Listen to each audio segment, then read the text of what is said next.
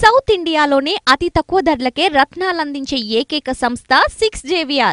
కోసం ప్రయత్నాలు చేస్తే ఎట్లా మీరు కంటెంట్ కోసం కాకుండా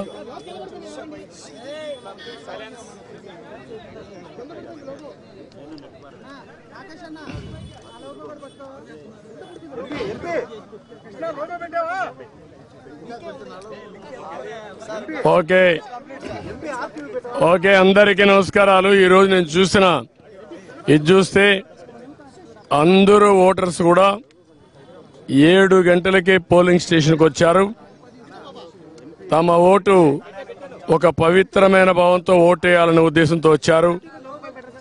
చాలా ఎన్నికలు చూశాను కానీ ఈరోజు చూసింది మాత్రం చాలా ప్రత్యేకంగా కనపడుస్తుంది. ఓటు అనేది ప్రజాస్వామ్యంలో ఒక వజ్రాయుధం. వాళ్ళ జీవితాల్ని, సమాజ జీవితాన్ని, వాళ్ళ పిల్లల భవిష్యత్తుని తీర్చిదిద్దేది. అది గుర్తించారు. చాలా పెద్ద ఎత్తున వచ్చారు. రాష్ట్రం అంతా కూడా ఒకటే కోరుతున్నా, ఓటు మీ హక్కు, ఓటు మీ జీవితాలను మారుస్తుంది.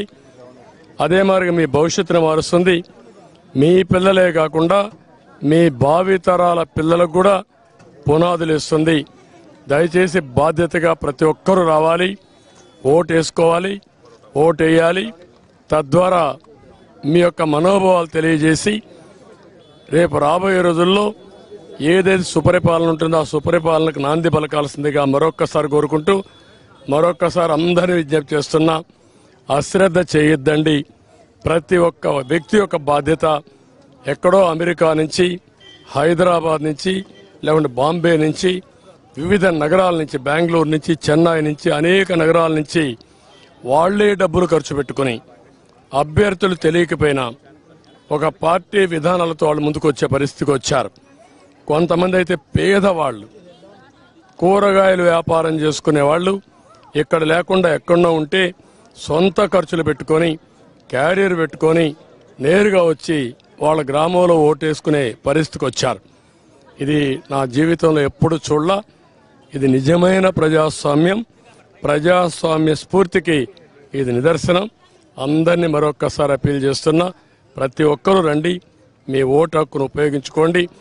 ఏ వ్యక్తి కూడా నేను చూశాను, వికలాంగులు, వృద్ధులు, నడవలేని వాళ్ళు వీల్ చైర్లో వచ్చి ఇది నా బాధ్యత, నేను ఓటేస్తానని చెప్పినప్పుడు నాకు చాలా ఆనందం కలిగింది. ఒళ్ళంతా పులకరించే పరిస్థితి వచ్చింది. ఇది వినూత్నమైన అనుభవం. అందరికీ మరొక్కసారి అభినందనలు.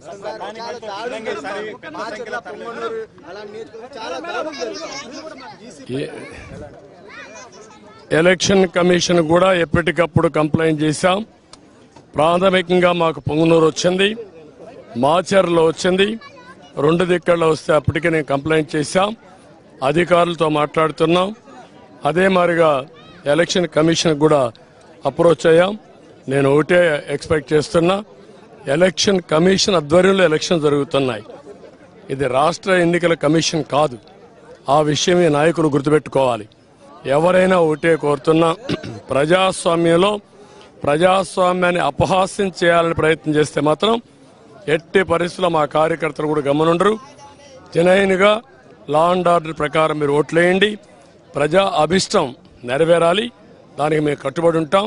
కానీ ప్రజాభిష్టాన్ని వమ్ము చేసే విధంగా రౌడీజంతో, గూండాయిజంతో మా ఏజెంట్లు కిడ్నాప్ చేస్తే మాత్రం ఎట్టి పరిస్థితుల్లో పోషించాం.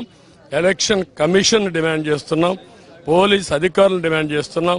ఎక్కడా అవాంఛనీయ సంఘటనలు జరగకుండా కాపాడవలసిన బాధ్యత మీది. ప్రతి ఒక్కరి వ్యక్తికి స్వేచ్ఛ ఉంది, స్వేచ్ఛగా ఓటేయాలి. ప్రతి ఒక్క రాజకీయ పార్టీకి స్వేచ్ఛ ఉంది, వాళ్ళ ఏజెంట్లు పెట్టుకునే హక్కు ఉంది. వాళ్ళ ఏజెంట్లు అలో చేయాలి, మీరే ప్రొటెక్ట్ చేయాలి. అది మీ బాధ్యత.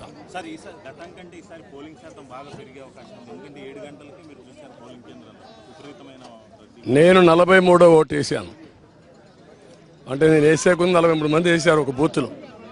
అంటే 10% ఓట్లు వేసేసారు ఇప్పటికే. నేను పోయే కొందికి క్యూలో అయితే చాలా మంది ఉన్నారు.